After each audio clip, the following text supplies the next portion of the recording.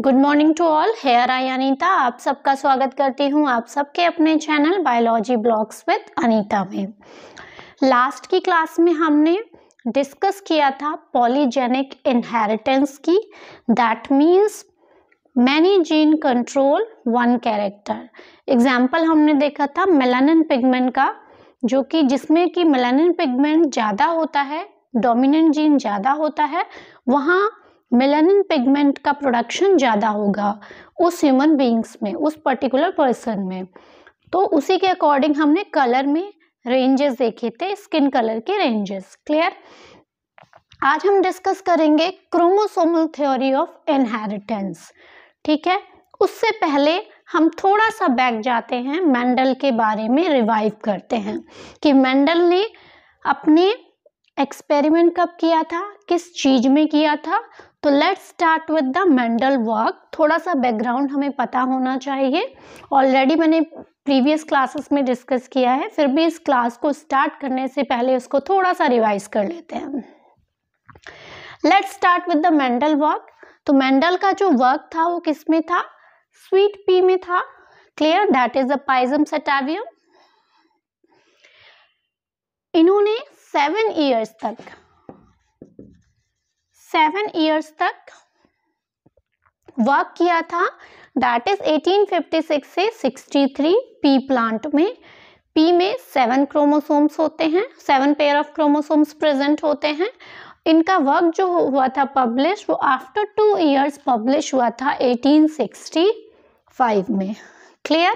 लेकिन ऑलरेडी मैं डिस्कस कर चुकी हूँ कि उस समय मेंडल के वर्क को इतनी प्रायोरिटी नहीं दी गई थी, क्योंकि उस समय डार्विन जो थे वो ज़्यादा डोमिनेंट थे, उन्होंने एवोल्यूशन के बारे में बता दिया था। ठीक है, तो सारा जो फोकस था साइंटिस्ट का डार्विन की थ्योरी पे था। तो उस समय हमारे मेंडल जी का वर्क को किसी ने प्रायोरिटी नहीं दी थी। तो हम देख लेते हैं कि मेंडल के वर्क का जो ड्रॉबैक थे वो क्या थे।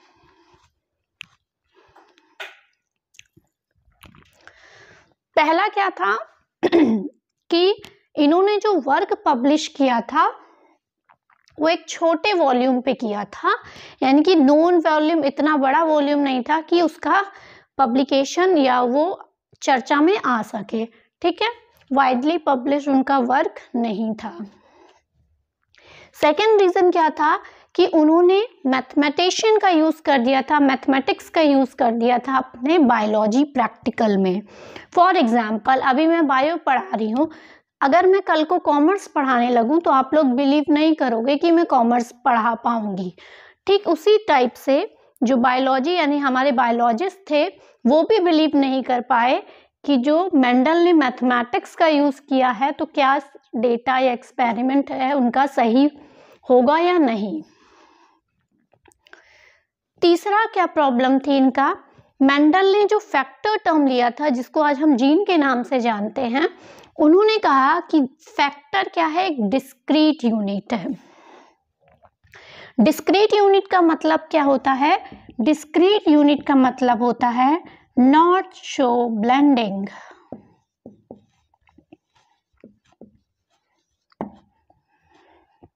क्लियर?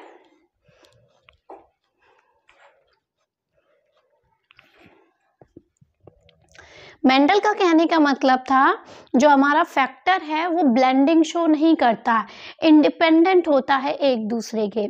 लेकिन अगर आगे हम देखेंगे कि ऐसा प्रूफ नहीं हो पाया था। क्यों नहीं हो पाया था? जैसे कि हमने लास्ट के क्लासेस में क्या पढ़ा था? पॉलीजेनिक इनहेरिटेंस पढ़ा था।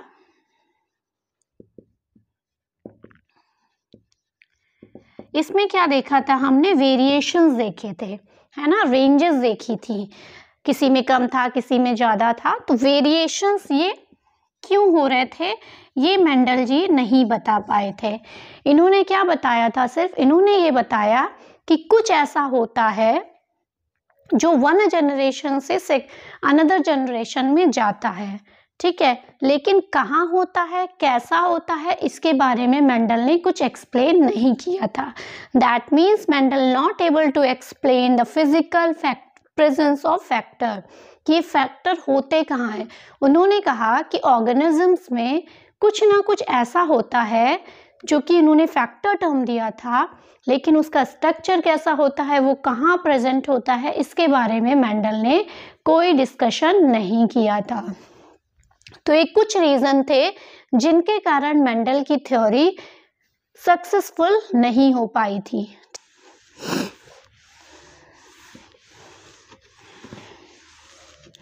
जो मेंडल के ड्रॉबैक में सबसे जो मेन कारण था, नॉट एबल टू एक्सप्लेन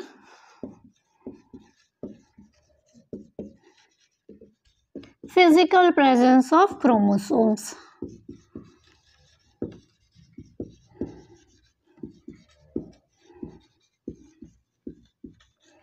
यानी कि ये बताने में असमर्थ हो गए थे मेंडल कि इसका फिजिकल प्रेजेंस कहाँ होता है क्रोमोसोम्स का। तो इसी के बारे में, इसी को बताने के लिए क्रोमोसोमल थ्योरी ऑफ इनहेरिटेंस आई। ठीक है, 1900 की बात करते हैं। तो मैंने बताया था, पहले भी डिस्कस कर चुके हैं कि 1900 में मेंडल के वर्क को रीडिस्कवर्ड किया गया, रीडिस्कवर्ड किया गया बाय 3 साइंटिस्ट थे। कौन कौन थे? ह्यूगो डी व्रीज, जिन्होंने म्यूटेशंस के बारे में बताया है, वो आगे हम देखेंगे। Carl Correns and टेशमार्क।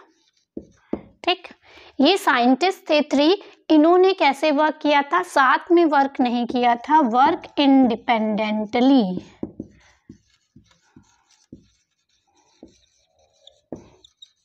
क्लियर? एक साथ वर्क नहीं किया था इन्होंने, अलग अलग एक्सपेरिमेंट किए थे इन चीजों को प्रूफ करने के लिए। ठीक है, ये बात रही 1900 में।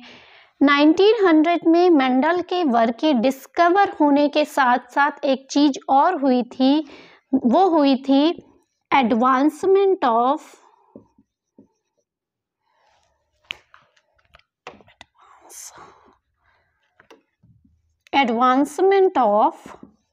माइक्रोस्कोप।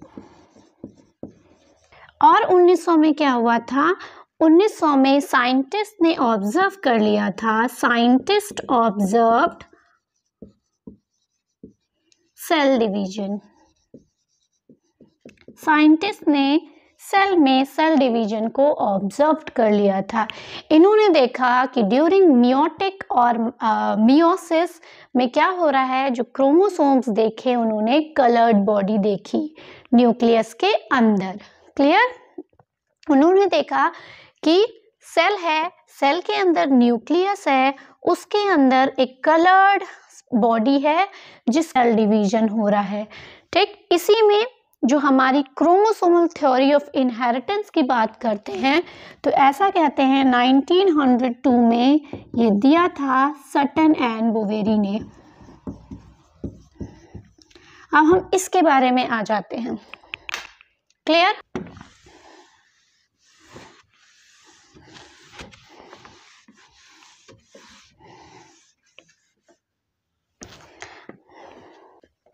बोवेरी, ठीक है, जो बोवेरी जी थे उन्होंने क्या किया था, स्पेशली बोवेरी ने मियोसिस के बारे में स्टडी कर ली थी, मियोसिस देख लिया था, सेल डिवीजन। ठीक है, लेकिन बाद में क्या हुआ था, सटन और बोवेरी आए 1902 में। इन्होंने क्या किया, try to explain Mendel's law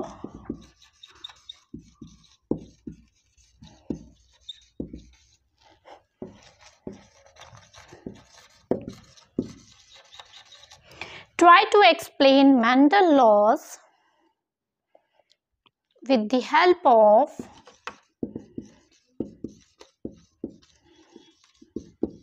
behavior of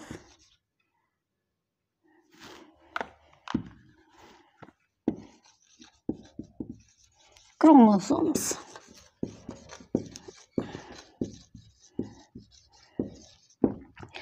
Boveri ने क्या किया था, मियोसिस देखा था सेल में। कहा कि during the cell phase chromosomes क्या होते हैं, अलग अलग हो जाते हैं, और जो इनका सेग्रीगेशन होता है, क्रोमोसोम्स का जो सेग्रीगेशन होता है वो क्या होता है, इंडिपेंडेंटली होता है। फिर बाद में सटन और बोवेरी ने दोनों ने मिलकर एक्सप्लेन किया मेंडल के लॉ को, यानी कि मेंडल के लॉ के यानी कि फैक्टर को, with the help of behaviour of chromosomes. उन्होंने कहा कि जो क्रोमोसोम्स होता है और फैक्टर है,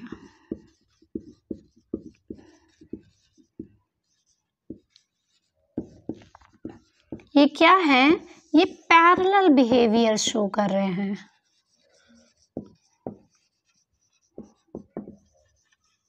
शोज पैरेलल बिहेवियर, ठीक है। क्रोमोसोम्स और जो फैक्टर हैं वो क्या शो कर रहे हैं, वो एक पैरेलल बिहेवियर शो कर रहे हैं। इनका कहने का मतलब क्या था कि जैसा क्रोमोसोम्स है, ठीक है, क्योंकि हमारे जो मेंडल जी थे, मेंडल जी ने नहीं बताया था कि फैक्टर की फिजिकल प्रेजेंस कहाँ है, तो यही सटन एंड बोवेरी ने बताने की कोशिश की कि जो फैक्टर्स हैं यानी कि जो जीन हैं वो कहाँ प्रेजेंट होते हैं, क्रोमोसोम्स में ही प्रेजेंट होते हैं।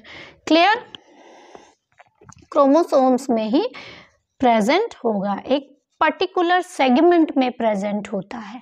क्रोमोसोम्स क्या है, नथिंग, ये क्या है, कंडेंस डीएनए हो गया। जो हमारा न्यूक्लियस होता है, फर्स्ट ऑफ ऑल आपको बायोलॉजी में सबसे पहला चैप्टर सेल और सेल डिवीजन आना ही चाहिए, तभी आपको आगे के चैप्टर समझ में आएंगे, ठीक है। तो जो मैंने पहले ही बताया था कि न्यूक्लियस में सेल डिवीजन से पहले जितना भी हमारा जेनेटिक मटेरियल होता है वो क्रोमेटिन के फॉर्म में होता है, थ्रेड लाइक स्ट्रक्चर में पड़ा होता है। जब सेल डिवाइड करने वाली होती है, आपने देखा होगा एस फेज में, सेल डिवीजन में क्या, कौन सा फेज होता है, ग्रोथ फेज होता है, जिसमें कि एस फेज होता है। एस फेज में क्या होता है, डीएनए का रेप्लिकेशन होता है, तो वहां पे डीएनए स्टार्ट होता है कंडेंस होना, ठीक है। फिर प्रोफेज में आपका कंडेंस होना स्टार्ट हो जाता है और लास्ट में मेटाफेज में आपको दिखने लगता है, क्योंकि वो मेटाफेज में एक इक्वेटोरियल प्लेट में अरेंज हो जाते हैं। क्लियर, तो यहाँ पे यही चीज बताई कि जो क्रोमोसोम्स होते हैं वो क्या है, कुछ नहीं है, जो फैक्टर्स होते हैं वो क्रोमोसोम्स में ही प्रेजेंट होते हैं। क्लियर, उन्हें क्या एक्सप्लेन किया, सी, इन्होंने कहा कि जिस तरह से फैक्टर और क्रोमोसोम्स के बारे में बताया, जिस तरह से फैक्टर आपके कैसे पाए जाते हैं, पेयर्स में पाए जाते हैं, उसी तरह से क्रोमोसोम्स पेयर में पाए जाते हैं, ठीक है। जैसे फैक्टर की बात करें, टी कैप स्मॉल टी हो गया, तो ये कैसे पाए जाते हैं, पेयर में पाए जाते हैं, अकर इन पेयर, ठीक। पहला पॉइंट था कि दोनों जिस टाइप से फैक्टर पेयर में पाए जाते हैं उस टाइप से हमारे क्रोमोसोम्स भी प्रेजेंट होते हैं पेयर में, ठीक है। This is the homologous chromosomes, ये प्रेजेंट हो गया। इन्होंने क्या कहा कि जब हमारा सेल डिवीजन होता है, मेटाफेज में क्या होता है, एक प्लेट में अरेंज हो जाते हैं स्पिंडल फाइबर से, ठीक है। पीछे के चैप्टर्स रिवाइज करते रहना, सेल डिवीजन मस्ट है आपको आना, क्योंकि ये ऐसे चैप्टर्स हैं जो हर चैप्टर्स में जरूर आते हैं। तो याद करो, मेटाफेज में क्या होता था, क्रोमोसोम्स इक्वेटोरियल प्लेट में अरेंज हो जाते थे और स्पिंडल फाइबर्स उसके सेंट्रोमियर से लग जाते थे। एनाफेज में आते आते क्या होता था, एनाफेज में क्या होता था, जैसे क्रोमोसोम्स हैं, ठीक, ये क्रोमोसोम्स होते थे, मियोसिस में याद करो, तो क्या होता था, ये क्रोमोसोम्स एनाफेज में आते आते क्या होते थे, अलग हो जाते थे, दो इधर दो उधर, अलग अलग पोल में चले जाते थे। क्लियर, ये मेटाफेज में इक्वेटोरियल प्लेट में अरेंज थे और एनाफेज में क्या थे, आपके अलग अलग पोल में चले जाते हैं, ये आपका एनाफेज था। तो इन्होंने कहा कि जैसे सेल डिवीजन में जब वहां पे हम क्या करते थे, सेग्रीगेशन होता था, दोनों में सेग्रीगेशन होता है, सेग्रीगेशन अक्कर। ये क्या हो रहा है, क्रोमोसोम्स का सेग्रीगेशन ही तो हो रहा है। फैक्टर्स में भी क्या करते थे, जब हम हाइब्रिड करवाते थे, क्रॉस करवाते थे, तो सबसे पहले गैमेट को क्या करते थे, सेग्रीगेट करते थे। क्लियर? तो यानी कि यहाँ पे सेग्रीगेशन हो रहा है। ठीक, थर्ड पॉइंट उन्होंने क्या कहा, मेंडल ने थर्ड लॉ दिया था। पहला यही तो बोला था कि जो हमारे फैक्टर्स होते हैं वो पेयर में होता है, लॉ ऑफ डोमिनेंस, और जो डोमिनेंट होता है वो शो करता है। तो एक सेग्रीगेशन होता है, लॉ ऑफ सेग्रीगेशन में आ जाता है, purity of gamete.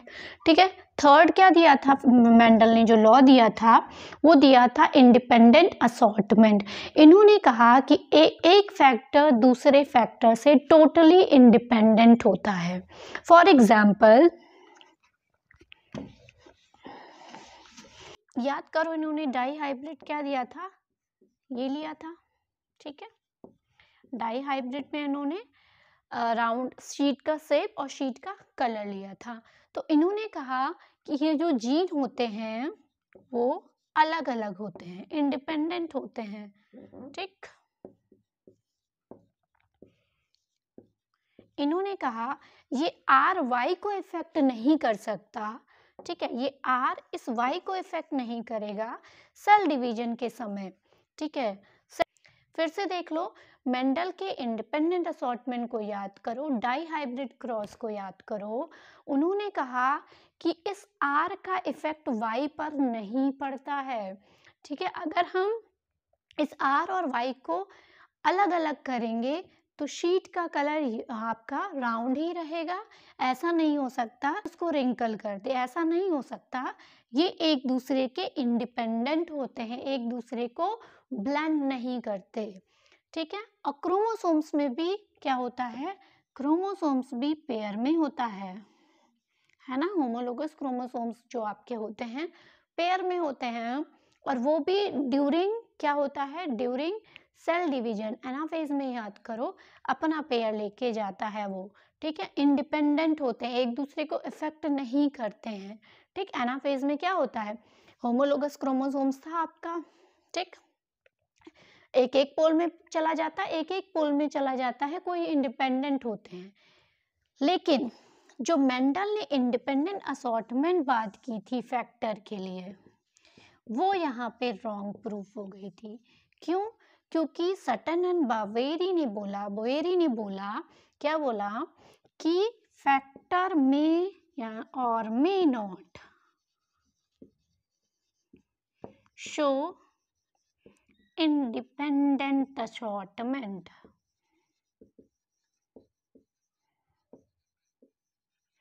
but chromosomes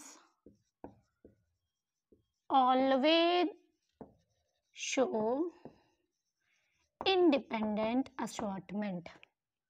कहने का मतलब क्या है कि जो फैक्टर यानी कि जो जीन है वो हो सकता है इंडिपेंडेंट असॉर्टमेंट शो करे, हो सकता है नहीं करे, लेकिन क्रोमोसोम्स की जो हम बात करें वो हमेशा इंडिपेंडेंट असॉर्टमेंट को शो करेगा।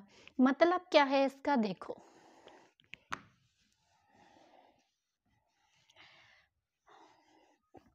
कहने का मतलब ये है, बाय चांस जो मेंडल ने कैरेक्टर्स लिए थे, जो क्रॉस करवाया था, वो क्या था, वो इंडिपेंडेंट असॉर्टमेंट शो कर रहे थे, लेकिन कुछ नेचर में ऐसे चीजें मिली जो कि इंडिपेंडेंट असॉर्टमेंट शो नहीं करता।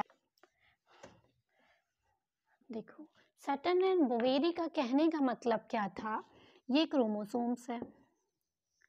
ठीक है, क्लियर? ये क्रोमोसोम्स मान लो 15 है और ये मान लो आपका 14 है, कोई भी नंबर ले लो, फॉर एग्जाम्पल ले रही हूँ। इसमें क्या है, यहाँ पे डीएनए है, डीएनए के एक सेगमेंट में जीन प्रेजेंट है, मान लो कैपिटल ए, और हमें पता है कि पेयरिंग में प्रेजेंट होते हैं, क्रोमोसोम्स हो या जीन हो, ये इसके पेयरिंग हो गया, ठीक है। यहाँ पे मान लो इसी के बी प्रेजेंट है, ठीक, यहाँ पे सी है। पहली चीज, क्रोमोसोम्स के जो नंबर होते हैं कितने हैं, 23 पेयर्स हैं, ठीक है। तो क्रोमोसोम्स तो इंडिपेंडेंट असॉर्टमेंट होंगे क्योंकि डिवीजन के समय ये अलग अलग चले जाएंगे, लेकिन जीन कितने होते हैं, नंबर ऑफ जीन्स होते हैं, और क्रोमोसोम्स कितने हैं, केवल 46 क्रोमोसोम्स हैं, क्लियर। और नंबर ऑफ जीन्स अगर प्रेजेंट होगा, या तो केवल 46 जीन्स होते तो हम कह सकते थे कि भाई जितने जीन होंगे वो इंडिपेंडेंट असॉर्टमेंट होते हैं, लेकिन हर एक कैरेक्टर के लिए जो हम बोल रहे हैं, जो जैसे हम लिखते हैं, जैसे हम चलते हैं, हमारे बालों का कलर, आई का कलर, ये सब किस पे डिपेंड करता है, हमारे जीन पे डिपेंड करता है। अगर 46 ही जीन होते तो हम भाई आसानी से कह सकते थे कि हाँ भाई मेंडल जी का जो इंडिपेंडेंट असॉर्टमेंट था वो सही था, ठीक है। लेकिन यहाँ पे क्या है, नंबर ऑफ जीन्स हैं, क्योंकि हर एक पर्टिकुलर कैरेक्टर के लिए हमारे जीन रिस्पॉन्सिबल होते हैं। तो ऐसा तो पॉसिबल हो ही नहीं सकता कि एक क्रोमोसोम्स में केवल एक जीन हो, ठीक है। इंडिपेंडेंट असॉर्टमेंट तभी पॉसिबल हो सकता है जब एक क्रोमोसोम्स पे एक जीन हो। फॉर एग्जाम्पल, यहाँ पे मैंने एक एग्जाम्पल बनाया हुआ है, ठीक है। ये ए क्रोमोसोम्स ए जीन है, ये बी जीन है, और ये दूसरे पेयरिंग का सी है, ठीक है। ये एक क्रोमोसोम्स पेयर हो गया, ये एक दूसरा क्रोमोसोम्स पेयर हो गया। मान लो ये 15 नंबर का क्रोमोसोम्स है, यहाँ पे 14 नंबर का क्रोमोसोम्स है, ठीक है। और इसमें क्या है, इस 15 में नंबर ऑफ हो सकते हैं, एग्जाम्पल हमने सिर्फ 2 का लिया, हो सकता है 3 प्रेजेंट हो सकता है 1 प्रेजेंट हो सकता है 4 प्रेजेंट हो, ठीक है। हमें नहीं पता कि किस क्रोमोसोम्स में कितने नंबर ऑफ जीन्स प्रेजेंट है। एग्जाम्पल के लिए इस क्रोमोसोम्स में 2 जीन्स प्रेजेंट है, 2 पेयर ऑफ जीन्स प्रेजेंट है, एक ए है एक बी है, और 14 में मान लो एक ही प्रेजेंट है, सी है। तो इंडिपेंडेंट असॉर्टमेंट कहने का मतलब क्या है कि डिवीजन के समय ए बी को इफेक्ट नहीं करना चाहिए, ठीक है। यही कहता है इंडिपेंडेंट असॉर्टमेंट। लेकिन सेल डिवीजन होते समय क्या होगा, जो जीन होगा, क्रोमोसोम्स तो अलग अलग जाएंगे, ठीक है। क्रोमोसोम्स आधे आधे नहीं जाते, उनकी पेयरिंग अलग हो जाती, अलग अलग जाते हैं, ठीक है। तो क्या होगा, जब क्रोमोसोम्स एक के साथ दूसरा जाएगा, ठीक है, तो क्या होगा, तो ये जीन इसी क्रोमोसोम्स के साथ जाएगा। ऐसा नहीं हो सकता कि एक जीन जाए, ए जीन जाए और बी जीन नहीं जाए। तो ये क्या कर रहे हैं, not show independent assortment, clear. यानी कि A be independent assortment show नहीं कर रहे हैं, क्योंकि डिवीजन के समय क्या होगा, जहां क्रोमोसोम से ये पूरा जाएगा वो ए बी जीन भी उसके साथ जाएगा। लेकिन अगर हम कहें कि ए और सी, अगर इनका डिवीजन होता है, बी को भूल जाते हैं, अगर ए और सी की बात करें तो हम कह सकते हैं कि ए और सी इंडिपेंडेंट असॉर्टमेंट शो करना है, क्योंकि इसका डिवीजन इस पे डिपेंड नहीं करता है, ठीक है, क्योंकि ये अलग अलग क्रोमोसोम्स में प्रेजेंट हैं। लेकिन ए और बी एक ही क्रोमोसोम्स के जीन, एक ही क्रोमोसोम्स पर प्रेजेंट हैं दोनों जीन, इसीलिए ये इंडिपेंडेंट असॉर्टमेंट को शो नहीं करेंगे। तो सटन एंड बोवेरी ने इसी चीज को एक्सप्लेन किया कि फैक्टर कुछ नहीं होता, फैक्टर जीन होते हैं जो कि क्रोमोसोम्स में प्रेजेंट होते हैं, और क्रोमोसोम्स हमारे कहाँ प्रेजेंट होते हैं, हमारे सेल के न्यूक्लियस में, क्लियर। ये फिर से देख लो, chromosomal theory of inheritance that was given by the Sutton and Boveri 1902। इन्होंने कुछ नहीं ये बताया था, ये बताने की कोशिश की कि क्रोमोसोम्स जो फैक्टर है वो कुछ नहीं है, वो जीन ही है, ठीक है, जो कि क्रोमोसोम्स के अंदर प्रेजेंट होता है।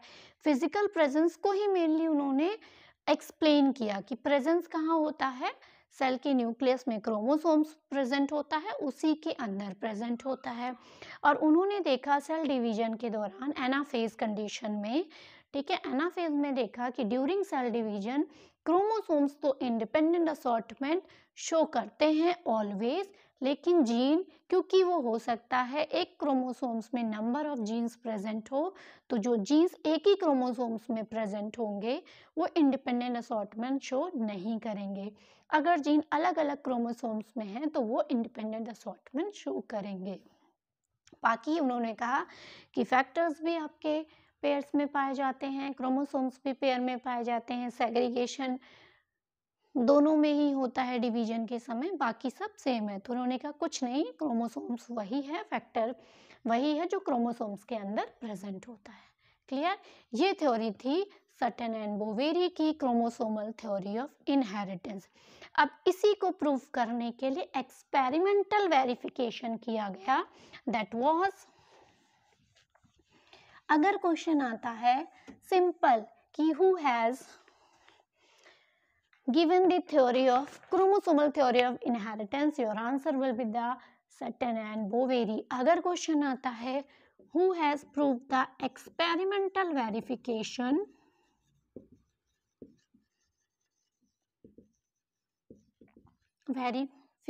of chromosomal theory of inheritance,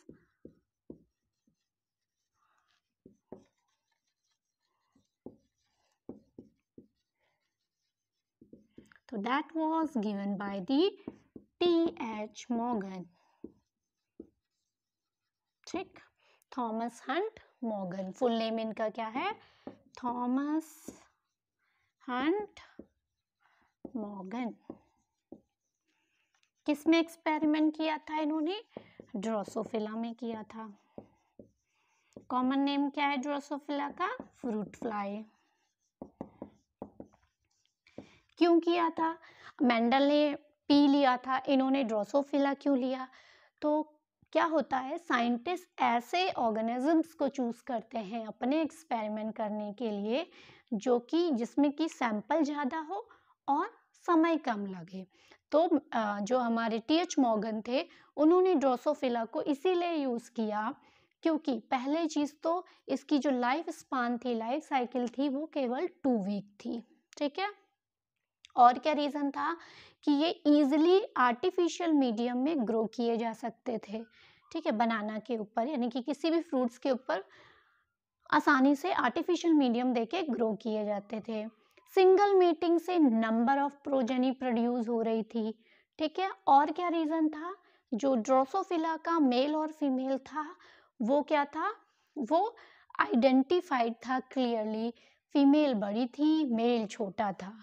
ठीक है, और जो इनमें हेरिडिटरी वेरिफिकेशन था वो क्लियरली शोन था अंडर लो पावर माइक्रोस्कोप के। तो इन कुछ रीजंस के होने के कारण टी.एच. मॉर्गन ने ड्रोसोफिला को एक्सपेरिमेंट के लिए चूज किया था। क्लियर है?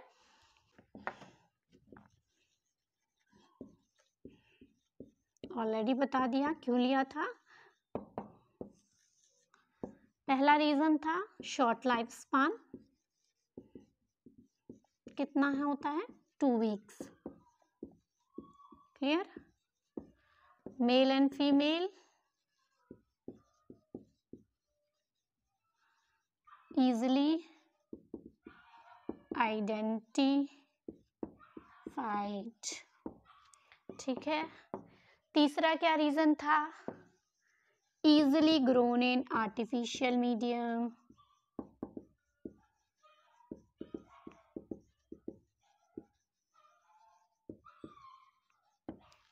चौथा क्या रीजन हो सकता है?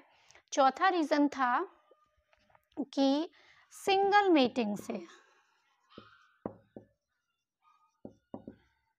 Large number of progeny produce हो रही थी।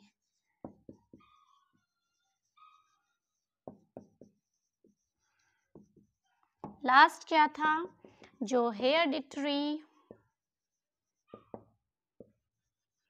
वेरिएशंस था shows easily under low power microscope, यानी कि लो पावर माइक्रोस्कोप से भी आप आसानी से इसके वेरिएशंस को देख सकते हैं। एक चीज और, ड्रोसोफिला में क्रोमोसोम्स के नंबर कितने होते हैं? क्रोमोसोम्स के नंबर 8, ठीक है, यानी कि 4 पेयर। ठीक, मेल फीमेल की बात करें तो मेल में मान लो 3 पेयर आपके ऑटोसोम्स हो जाएंगे और 1 पेयर कैसा हो जाएगा? Sex chromosomes. इसी तरह फीमेल की बात करें, फीमेल में भी 3 पेयर ऑटोसोम और 1 पेयर आपका कैसा होगा? 1 पेयर आपका सेक्स क्रोमोसोम्स होगा। अब हम आगे जो पढ़ेंगे इसके बाद, इन्होंने मेनली क्या देखा था? इन्होंने लिंकेज को अच्छे से अपने एक्सपेरिमेंट के द्वारा लिंकेज बताया था, क्योंकि क्रोमोसोम्स नंबर कम थे, आसानी से एक्सपेरिमेंट हो सकता था, तो इन्होंने लिंकेज एंड रिकॉम्बिनेशन बताया था। ठीक, कल हम देखेंगे लिंकेज एंड रिकॉम्बिनेशन क्या होता है। जनरली देख लो लिंकेज होता क्या है। लिंकेज जो आपका डेविएशन है वो किसका है? इंडिपेंडेंट असॉर्टमेंट का ही है, जो कि सटन एंड बोवेरी ने थोड़ा सा हिंट दे दिया था कि जो हमारे फैक्टर होते हैं वो आपका इंडिपेंडेंट असॉर्टमेंट शो भी करते हैं और नहीं भी करते हैं। ठीक है, तो इन्होंने लिंकेज के थ्रू बताया था। लिंकेज में क्या होता है? मान लो एक क्रोमोसोम्स है, उसके अंदर क्या प्रेजेंट है?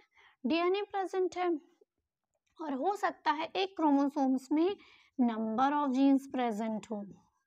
तो ये क्या है? एक क्रोमोसोम्स में जब नंबर ऑफ जीन प्रेजेंट होते हैं तो उसको कहते हैं हम लिंक जीन, ठीक है, और उसके इनहेरिटेंस को कह देते हैं लिंकेज। तो कल हम देखेंगे लिंकेज के बारे में। आज के लिए बस इतना ही, ठीक है, और जो प्रीवियस क्लासेस के लेक्चर्स हैं उनको जरूर देखना, ठीक है, तभी आपको आगे के लेक्चर समझ में आएंगे। और नोट्स और क्विज के लिए आप टेलीग्राम चैनल को ज़रूर ज्वाइन करना। तो आज के लिए बस इतना ही, कल मिलते हैं लिंकेज के साथ, ठीक है। वीडियो अच्छी लगे तो वीडियो को लाइक, शेयर एंड सब्सक्राइब जरूर करना। Thank you.